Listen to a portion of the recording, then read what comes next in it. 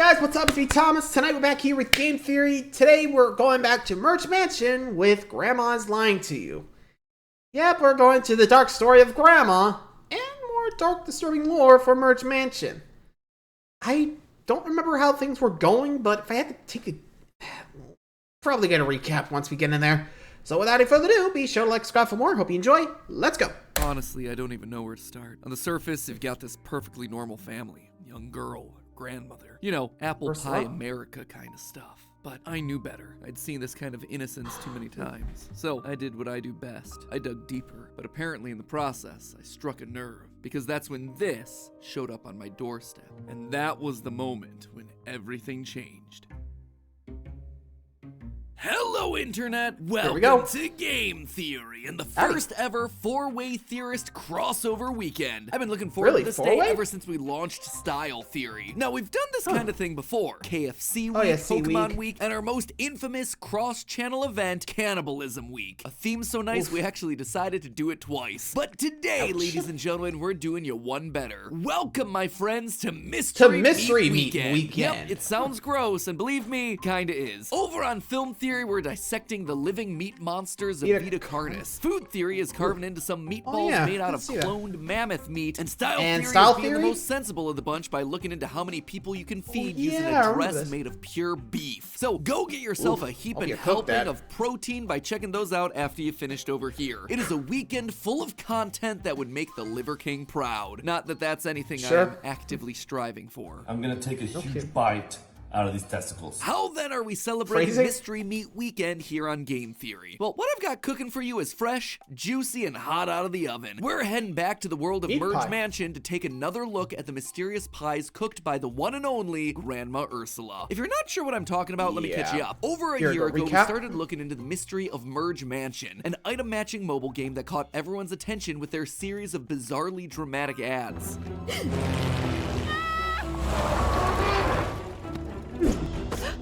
Houses set on fire, hidden basements full of money, sheds full of knives, and of course, your sweet-loving grandma arrested with one of 3 mysterious quotes written on her hand as she's driven away by the paddy wagon. Some of these things even got freaking Kathy Bates to star as Grandma. Grandma! When you get an Oscar-winning actress to start giving titty twisters to statues in order to hawk your mobile game, you know you've got cash to spare. Anyway, using those ads, I was able to put together a timeline of events and answer the question that smeared across all of them. What is Grandma hiding? The answer, if you've been watching this channel long enough, was obvious. Murder! I suspected that Grandma Ursula was involved in an elaborate murder plot, killing people off and then hiding the dead bodies in her famous pies Sweeney Todd style. She was then training up her granddaughter Maddie to take over the family business and her iconic secret recipe. Hence why we're here today for Mystery Meat Weekend. And that's honestly where I left my investigation. Merge Mansion went back to releasing their normal CG ads, which didn't really add anything to the lore, and I went back to doing what I do best, failing to solve FNAF. But little did I suspect what the developers of this game had cooking. Well, well, well, look who's returned into my inbox.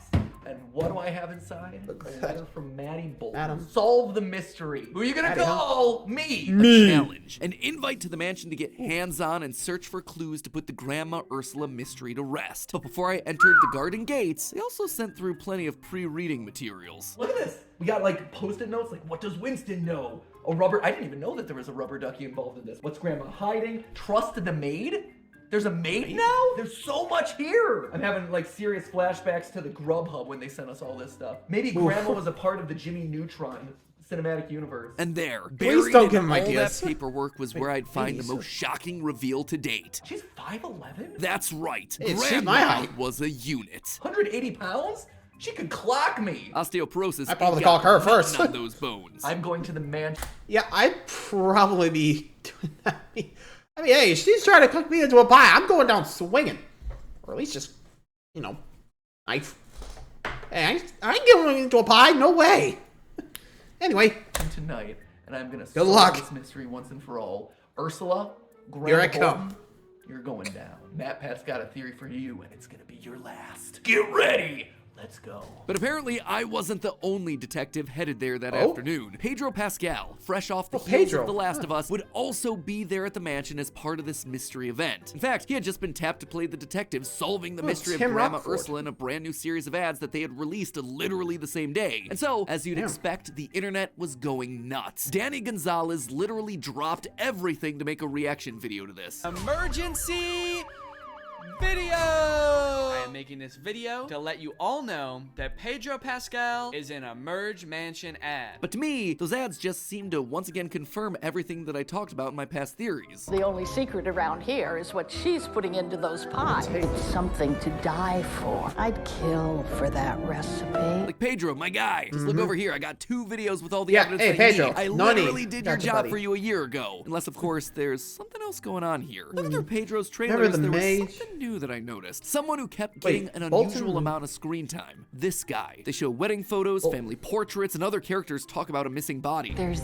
no body, no smoking gun, just a lot of knives. This was clearly the mystery that the guys at Merge Mansion wanted me to solve. Who is this man? What happened to him? And how did it all relate to my visit to the mansion? We were about to find out. After arriving at the mansion, one thing became crystal clear. Lore was everywhere. Conspiracy boards, props, pictures, and postcards, they went hard on this thing. And through it all, only one thing kept running through my mind. Here's the question that really matters, though. Is this canon? Yes, it was. We were told that we'd be entering the mansion in small groups, and that Pedro would be doing the whole thing solo later that day. And with that, my dreams of recreating my Grogu fan fiction with him were canceled. Calm down.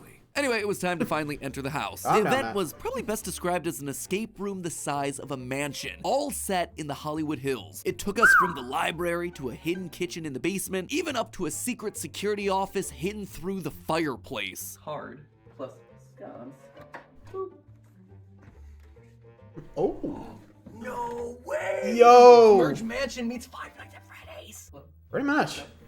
circle. Gotta go back to the study. So much lore! Oh, my mind is blown! Before eventually coming full circle back to the main floor and Grandma's dining hall, where she'd set up a little bait and switch for us, distracting us with a mannequin while she slipped out the back. So even though Grandma Ursula ultimately eluded our grasp, the whole thing wasn't a bust. First, the box that was sent to me at the beginning of the event confirmed that of the 3 hand messages that we saw in those Merge Mansion ads, one of them was canonical. So originally there were 3 versions of what she wrote on her hand. It seems like this is the one that they're sticking with, so that's good to know. He is alive. So who then is he? All along the path throughout the mansion, there was one all name thought it was that the kept coming husband up that over Maddie and was over about to die. again. Grandpa Charlie. Charlie. Ignatius. There's Ursula and Charlie. See, Charlie. It's the dumbwaiter. Charlie. Wait, here are my special Charlie.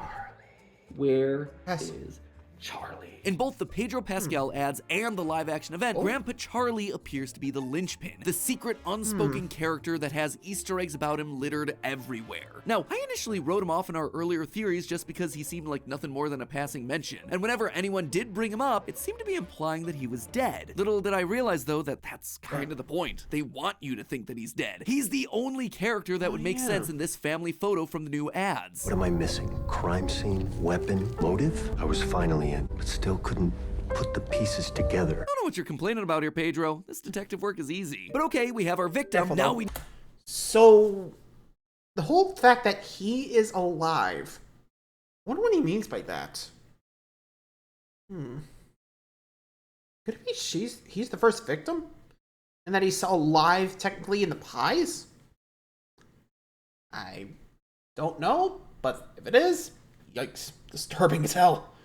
Anyway, we need to figure out what happened. As I said, initially I dismissed Charlie because he seemed to be dead in the game's dialogue, so checking back in on the game felt like a good place to start. And let me just say, this is not the same game that I researched a year ago. The game itself is still the same. You're still merging items together to form new ones, and you're still trying to fix up the mansion grounds. But the story and character dialogue has received a massive update. Old scenes are no longer there, and new ones have been put in their places. Ones that focus very specifically on the mystery of what happened to Grandpa Charlie. Charlie. From the get-go, Maddie is trying to figure out what happened to her parents, but also Grandpa Charlie. Eventually, we learn that Charlie never set foot in the mansion. He was from a poor family. He was not interested in wealth, and he was loved by many. All of which are fine little details, but they're not really helping us get to the bottom of the mystery. The closest thing we get to that is a gold watch that Maddie finds that once belonged to Grandpa Charlie, given to him by Grandma Ursula. Ursula wants that thing thrown out, but Maddie keeps it and starts asking around town to see if anyone has any other information. This, though, is what leads the police to use it as evidence to arrest Ursula, leading to the iconic ad of Ursula in the back of the cop car. And that right there, that's when it hit me. The recent CG videos that have been put onto the Merge Mansion YouTube channel originally felt like a lot of nothing burgers, or nothing pies, I suppose. They were just Grandma Ursula being shady, but not in the I'm actually a murderer kind of way. I didn't really know what to make of them. But thinking about this now with the new understanding that her husband, Grandpa Charlie, is alive, I think I've got an idea of what's going on. What if the reason Ursula is being shady is because she knows where Grandpa Charlie is? In the video, left or right, we see Maddie follow Ursula into a snowstorm, but when she catches up, Ursula's footprints go one way and the sledge of supplies that she was dragging go the opposite way, thereby implying that someone else grabbed them and took them away. Charlie. It was all to see and also help Charlie. But why? Why would she want to keep him a secret? Sadly, this is where the trail ran cold. I dug through so much in-game dialogue, went frame by frame for every video ever released. I even spent an unsettling amount of time doing the unthinkable and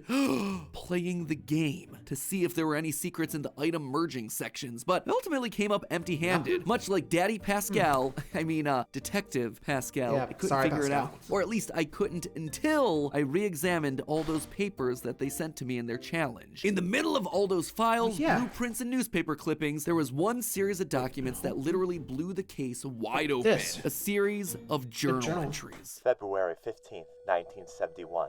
I'm the happiest I've ever been. My sweet Lily Ursula is now my wife. She looked so beautiful in her white dress. Her smile lit up the entire room. The ceremony was simple, but so Ursula's last name filled with love and happiness. I can hardly believe she chose me, and I am now a husband. I'm so grateful to have her by my side. We spent our first night as husband and wife at a small hotel. We talked late into the night about our future together, about starting a family, our hopes, and our dreams. I'm the luckiest man in all of Hopewell Bay. That right there, that isn't just chicken scratch. That is the diary of Grandpa Charlie himself. This is him marrying Ursula. Again, highlighting their lack of finances with a small and simple ceremony, and money would actually become a running theme throughout all of the entries. They also get a whole lot harder to read, gotta be honest. I wasn't able to fully decipher them all, but I think I have enough understanding as to what's going on. So here's my rough translation. June 12th, 1979. Today has been tough. Letter from the bank that we've missed our mortgage payment again. We've been working so hard, but nothing is never enough. So, I let Leonard, me to get 100, I save. His so-called investment opportunities, that guy. I fear even though it is Ursula's brother, that will only dig me deep into a hole. I'm just trying to provide a better life for our family. A life my Lily deserves, but it may be too late. September 9th, 1980. Tonight the guys came over for a game of poker. Not much of a gambler, but it has become a regular thing now. Trying to keep my mind off all the paranoid struggles, but it's a losing battle. All those letters piling up. Things to move back in with Leonard at Beaumont Hall. On the bright side, there is plenty of Hopeberry whiskey to be had. My only solace from the mounting pressure I've been facing. And the worst part is not being able to share it with my Lily. November 21st, 1980. It's been some time since I last wrote. Things just difficult. I'm sure what to do. I've been appointed by some unsavory characters Leonard got us wrapped up with about a debt and paying them back. I never intended for it to get this dark. Now I fear for the safety of my wife and my child. I just want their needs to be met. I want my family to be safe. I can't risk their safety by being tangled up with those people. I hope it's not too late. I'm writing this by candlelight. I can hear my Lily. They would be better off if I...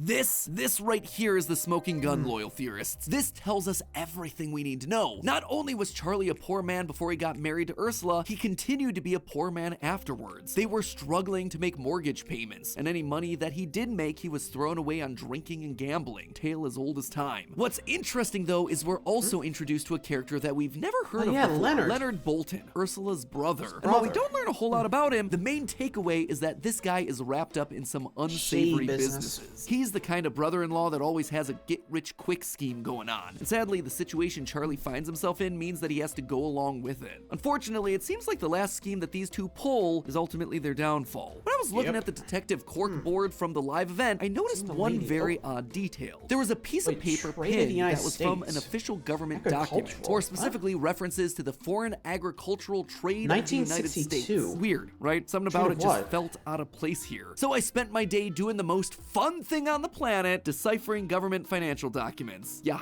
I definitely know how to party. I won't bore you with all the details here, but basically these documents track the US's import and export of agricultural foods. Things like wheat, rice, vegetables, fruit, cotton, sugar, coffee. It keeps track of the rise and fall of what other countries are buying and selling to us and whether the market is good or bad. It's important data, but looking at the files from the dates on the cork board revealed something that started to explain Charlie's predicament. Generally, agricultural prices continued to go down for that period, which, if these two men were invested in those trades, would have left them with less profits. And when you owe people money, that's not going to be great. But there was one market in particular that was most affected throughout those dates. Slowly but surely throughout the 1980s, the US stopped sending freights full of agricultural stock to Russia. The Cold War was at its height, and so the US stopped selling, and more importantly, buying from Russia. However, during the 70s and 80s, the US did increase the rates of immigration into the country, specifically from Russia, which led to the rise of the Russian mafia in the US, a mafia that would do what it could to smuggle goods to and from their homeland, which sounds like a pretty good match for these unsavory characters that Charlie and Leonard find themselves indebted to. If they weren't making much from their usual agricultural sales, or worse, weren't able to keep up with their end of the debts by smuggling high-value items in and out of the country, then that would lead to a very bad ending for both of them. Which leads me to my conclusion on all of this. So, where's Grandpa Charlie now? Simple, he's on the run. Charlie... He's in hiding. He wasn't able to pay back the loan sharks, and so they came after him. And he did the only thing that he could. He ran, leaving his wife and child behind in order to protect him. That's why we see Ursula stealing and destroying evidence. She's trying to hide any sign of where Charlie might be. It's also why Ursula's willing to go to prison for him. She doesn't want anyone finding him and killing him. So, is Grandma Ursula a murderer? Doesn't really look like it. She's just a lady who loves some bloody pie and has a passion for knife collection. Perhaps the true mystery meat in the pies was that there was no meat all along. But hey, that's just a theory. A game theory. Thanks for watching.